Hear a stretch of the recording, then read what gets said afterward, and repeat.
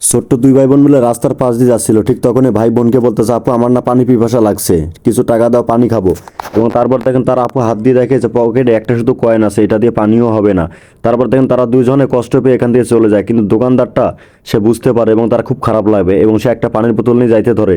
ঠিক তখনই তার ভাবা আসে যেন একটা পানির বোতল দিলে হবে, তার পিপাসা লাগছে, তার জন্য কিছু নিয়ে আসি। তারপর দেখেন মেয়ে আর ছেলেটা দুটো গিয়ে রাস্তার পাশে একটা গাছের নিচে বসে থাকে, ঠিক তখন এই ভাই চলে আসে, হাতে করে কেক এবং পানির বোতল নিয়ে আসে এবং তাদের কাছে চলে আসে। আসার পর তাদেরকে ডাক দিয়ে তোলে, কারণ তারা এখানে ঘুমিয়ে গেছে, শরীর খুব ক্লান্ত। এবং সে ডাকতেছেও না, ডেকে সে ওখানে জিনিসগুলো রাখে। রাখার পর দেখেন যে ভাবতেছে ডাকবো কি না। তারপর দেখেন সে এখান থেকে না ডেকে জিনিসগুলো এখানে রেখেই এখান থেকে চলে যায়। এবং তারপর দেখেন একটু পরেই মেয়েটার ঘুম ভেঙে যায় এবং সে তার ভাইকে ডাক দেয় যে ভাইয়া ওঠো, আমরা এখান থেকে চলে যাব।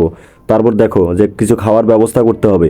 তারপর দেখেন তার ভাই উঠতে ধরে, ঠিক তখনই দেখে তার হাতের পাশে একটা ব্যাগ, পলিথিন দেখতে পায়। তো ঠিক তখনই তার ওটা তার আপুকে দেয় এবং তার আপু খোলে।